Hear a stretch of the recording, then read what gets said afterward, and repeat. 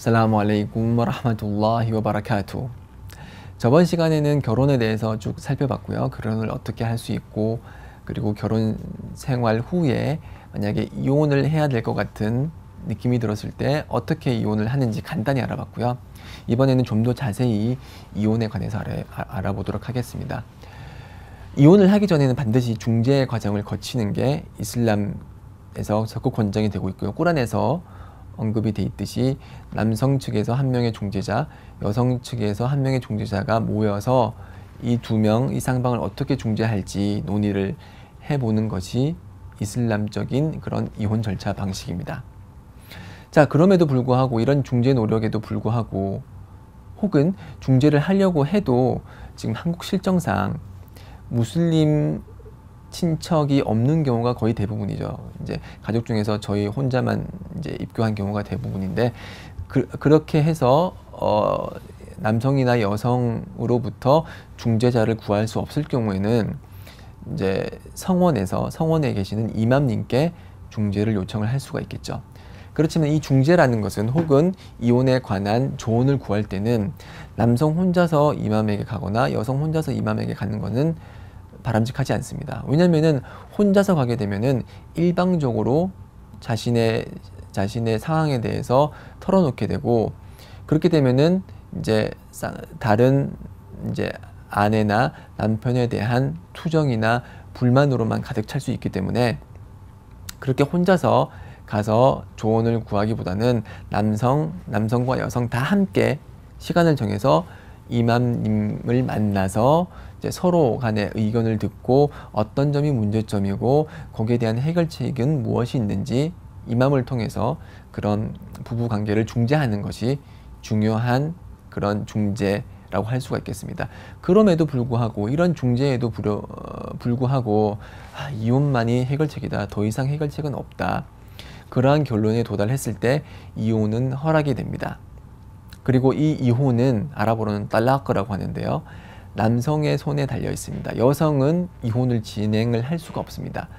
물론 여성도 그 결혼 생활을 정리를 할 수는 있어요. 그렇지만 그것은 이혼이라고 하진 않고요, 딸라크라고 하진 않고 아랍어로 훌라고 해서 한국말로 번역하면 파경 정도가 되겠는데요, 여성은 이제 파경을 진행을 함으로써 결혼 관계를 정리를 할 수가 있습니다.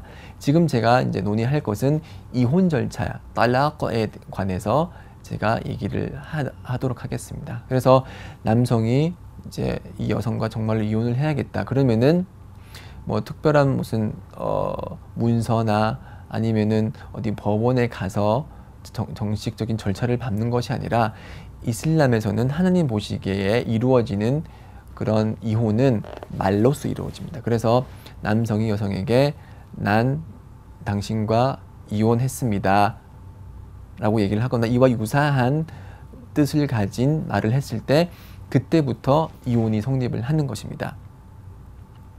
자, 그렇게 이제 이혼이라는 말을 내뱉으면 그때부터 이혼이 되는데, 근데 이 이혼이 성립되기 위해서는 여러 가지 그 전제 조건이 성립이 돼야 되는데요, 그 성립돼야 되는 전제 조건 중에 하나가 그 이혼이라는 그 말을 뱉은 그 당시 여성은 생리 기간 중이면 안 됩니다.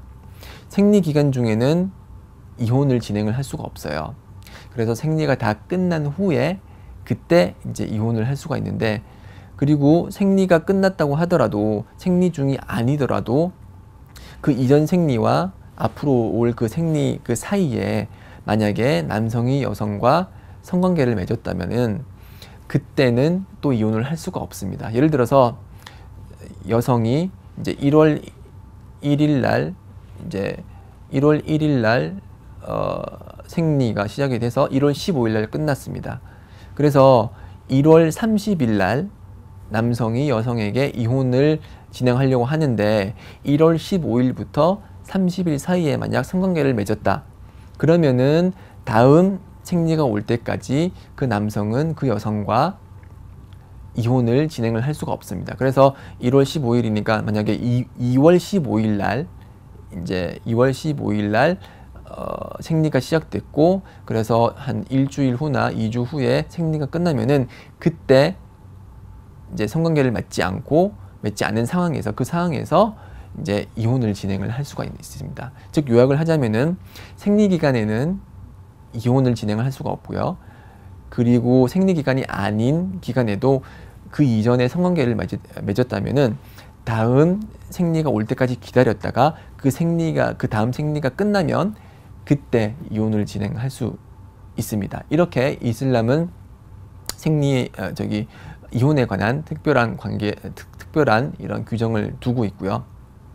그리고 이렇게 이제 난 당신과 이혼했습니다라고 했을 때 그때 이제 한 번에 이혼이 성립이 된 것입니다. 그렇게 이혼을 했을 때 남성과 여성이 곧바로 분리하느냐? 그렇지 않습니다.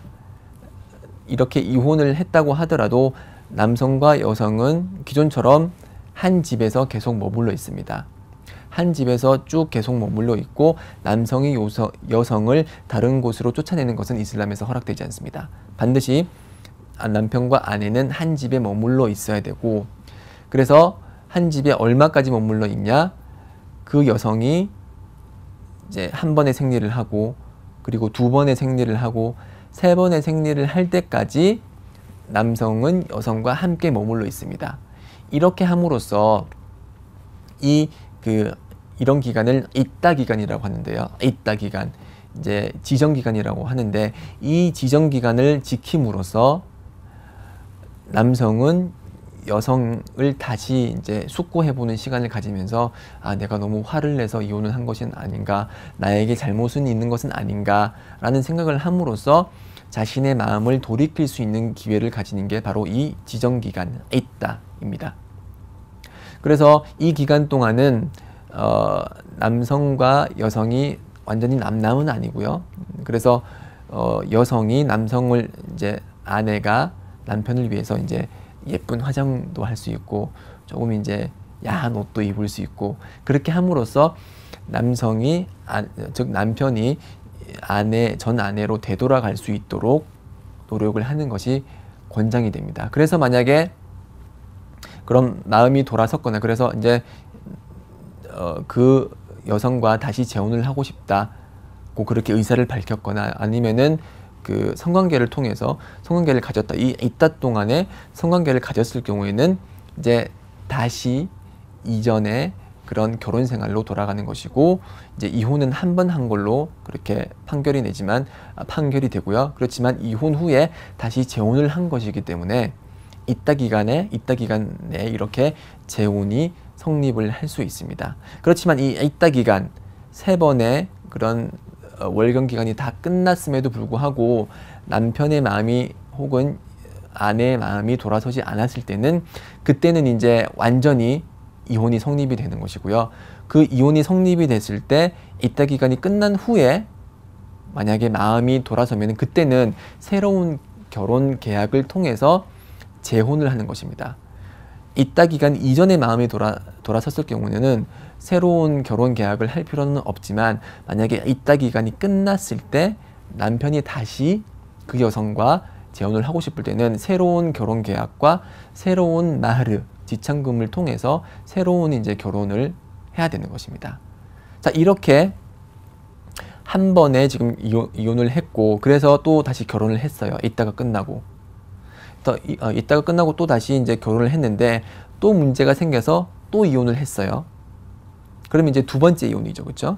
두 번째 이혼을 하고 나서도 idda 기간을 가지고 idda 기간이 끝났는데 남편이 재혼하기를 원하지 않았어요. 그렇지만 idda가 끝나고 나서 또 재혼을 원한다. 그러면 또 재혼을 할 수가 있어요. 자, 이렇게 두 번의 이혼을 했죠.